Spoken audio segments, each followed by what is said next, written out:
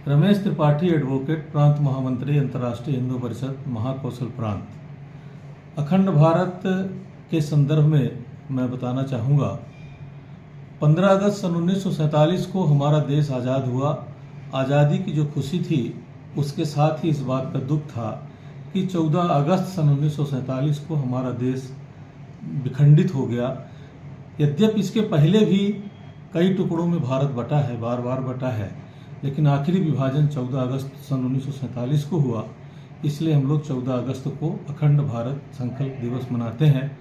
हमारा संकल्प है कि हम भारत को पुनः एक करेंगे। यह संकल्प इसलिए है कि भारत के प्रथम प्रधानमंत्री पंडित जवाहरलाल नेहरू ने रावी नदी के किनारे यह संकल्प लिया था कि हम अखंड भारत संकल्प करेंगे, भारत को अखंडित करेंगे और पुनः एक करेंगे। सरदार वल्लभ भाई पटेल उस समय वहाँ गृह मंत्री थे, उन्होंने संकल्प लिया था। इसी संदर्भ में भारत के पूर्व प्रधानमंत्री पंडित जवाहरलाल नेहरू ने अपनी कविता में लिखा है कि आज़ादी अभी अधूरी है, रावी की शपथ न पूरी है।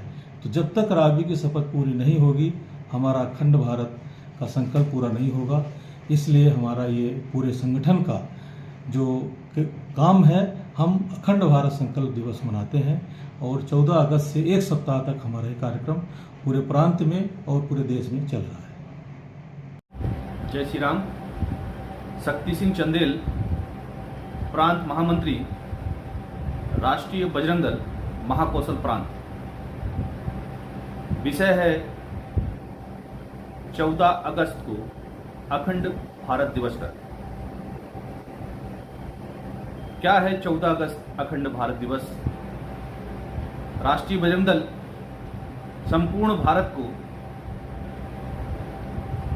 यह याद दिलाने और स्मरण रखने के लिए अखंड भारत दिवस मनाता है कि 14 अगस्त सन 1947 को जब भारत का विभाजन हुआ तो इस विभाजन का कर्ता धर्ता इस्लामिक व्यक्ति मोहम्मद अली जिन्ना ने कहा था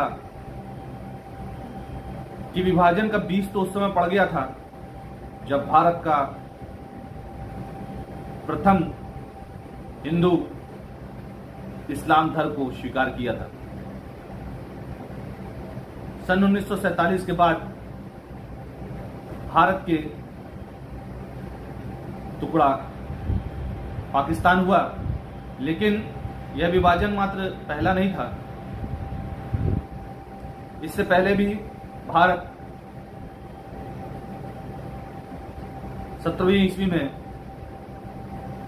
इस्लामिक जिहाद के कारण अफगानिस्तान, म्यांमार और अन्य देशों में, इस्लामिक देशों में टूटता चला गया। वहां का हिंदू घटता चला गया और वहां पर इस्लाम अपना पैर पसारता रहा। इसके बाद भी बांग्लादेश टूटा, म्यांमार हमारे यहां से गया और अभी भी चाइना, मणिपुर कुछ स्थानों पर अपना अधिकार जता रहा और धीमे धीमे अपनी विस्तारवादी नीति से बढ़ता चला रहा। इसलिए बार बार ये संकल्पना दिलाने के लिए कि हमारे भारत के कैसे टुकड़े हुए जब जातिगत आधार पे देश के टुकड़े हो गए थे और आने वाले समय पे टुकड़े न हों, वरन हमारे जो देश टूटे थे उन्हें पुनः हम प्राप्त करें, अखंड करें एवं देश की चिंता करते रहें, हित के बारे में सोचें। इसलिए राष्ट्रीय बजरंग दल आप सभी को स्मरण कराता रहेगा और अखंड भारत की संकल्पना की स्मरण कराता रहेगा। जय श्री राम।